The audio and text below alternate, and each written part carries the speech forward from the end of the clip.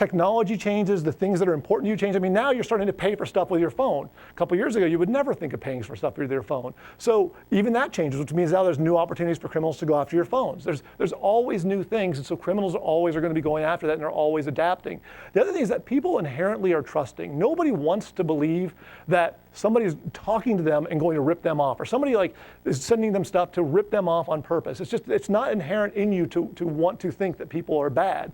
And unfortunately, because of that, criminals take advantage of that. And the last thing is that people truly believe it just won't happen to them. And that kind of comes down to, why would they hack me? I'm just, I'm retired, I live at home, I don't have that much. Why would they target me? And to me, that's the worst philosophy, because you're not targeted. Criminals never target any one person, with the exception of maybe like government entities or huge organizations.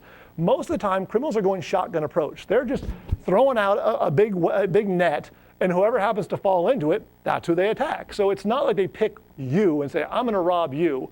They pick, they get a mailing list. If they get a mailing list of 20,000 email addresses on that list, that's their target. Who knows where they got that list from? You can buy them online, you can find them for free. There's a million ways to get these lists. Once they have them, that's their target list. And if you happen to be on that list, you're now a target, not because they thought you were great, but just because you just kind of were by default.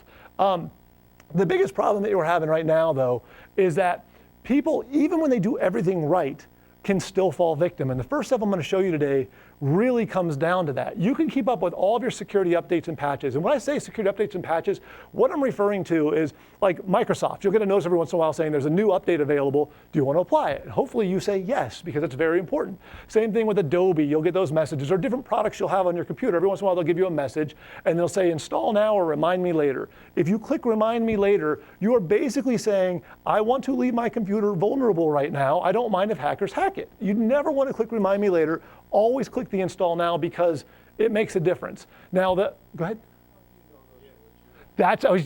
It's like I set you up in the crowd. So basically, when you turn your computer on first, you haven't even gone online yet. You haven't brought up your web browser or anything else.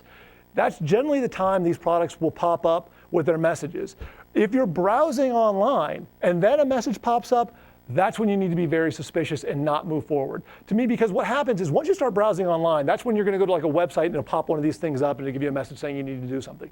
If you haven't opened your web browsers up yet, and there's a message on your screen, that message is either legitimate or else your computer's already hacked, because the only way it could have come up is because the criminal already has software running on there, of which, why would they tell you to patch anything? They've already hacked you. So there'd be really no purpose for that. So to me, if you turn your computer on and the message pops up saying you need to do something, that's the time you do it. If you're web browsing in the middle of hitting a page, and then you get one of those pages that starts flashing like virus alert and all that wackiness, just close your browser. And if it won't let you close your browser, reboot your computer, do whatever, don't click OK. A lot of times people get frustrated and they keep hitting, go away, no, no, no, and it just keeps popping back up.